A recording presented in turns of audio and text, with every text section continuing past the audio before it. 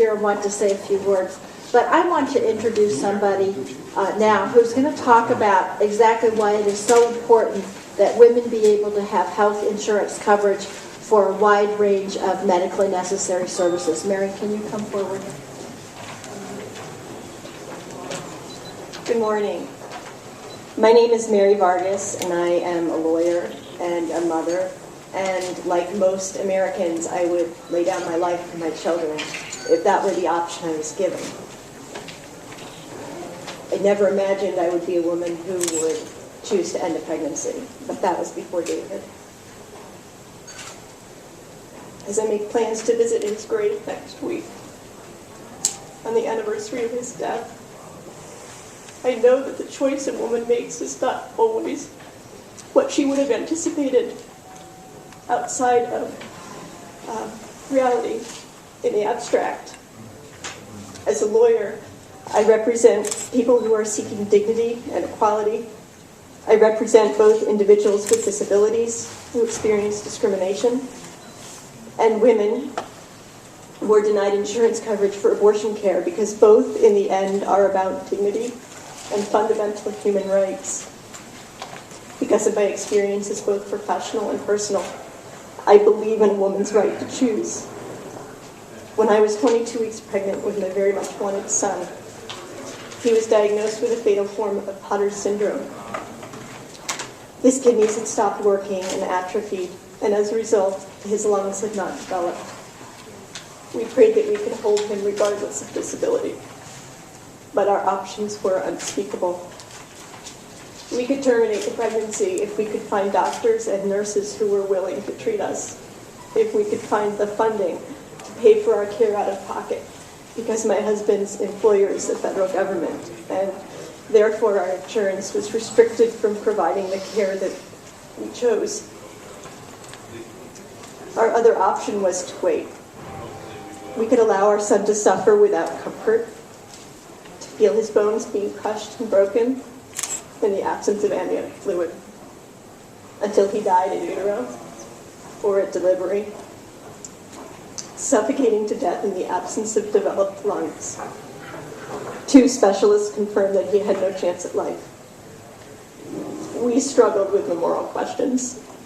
We struggled with the religious questions. We struggled with the practical questions. How do we explain this to our then 2.5-year-old son that his baby brother wasn't coming home regardless of our choice? We questioned the meaning and value of mercy. We chose to end the pregnancy, not for us, but because choosing mercy was the only thing we could do for our unborn son. I would have liked to have held him. Yet I know our decision was the right one. It was the right one for our child and for our family. And I know because of my own experiences that many times the choice to end a pregnancy is made because a mother values human life, because she or her unborn child or both are dying or suffering for no purpose. It wasn't a choice I would wish in my worst enemy, but I'm so grateful that the choice was mine. As a lawyer, I carry in my heart the words of a client who described what it felt like to lose her child. Late in her pregnancy, despite the best of medical care, her unborn child was diagnosed with a critical medical condition. She was missing a part of her brain, and would likely not survive, or would survive in a vegetative state. She considered her unborn child suffering, and she made the difficult decision to end her pregnancy. She described feeling as if she would literally go insane, with grief at the loss, and with the feeling of the seizures that her child was having in utero. In this devastating time, she discovered that her ability to make the choice to terminate her pregnancy, a choice which she and her husband and her faith leaders believed to be right and moral, was restricted by her state government and by her insurance carrier. Not only did she have to go through the hell of ending her very much wanted and loved pregnancy, but she had to do it across the country, far from home and loved ones, because care was simply not available to her in her state. And she had to obtain legal counsel and spend a year appealing the denial of coverage after having paid more than $17,000 out of pocket to access medical care. In the end, what I know to be true as a professional and as a mother is that the decision to terminate a pregnancy can never be understood at a distance. It's because of these real-life experiences with abortion that I am appalled by the legislation we're now facing that deny the complexity of the issue of abortion and the fundamental freedoms that are at stake. Neither the Smith bill nor the Pitts bill is a simple codification of existing restrictions on abortion, of which there are already many.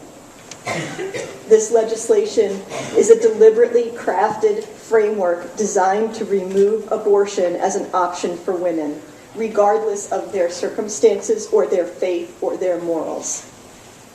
These bills would put women's lives and their health at risk and prevent women like me from exercising their own faith and their own morality. This cannot be and should not be who we aspire to be as Americans. Thank you.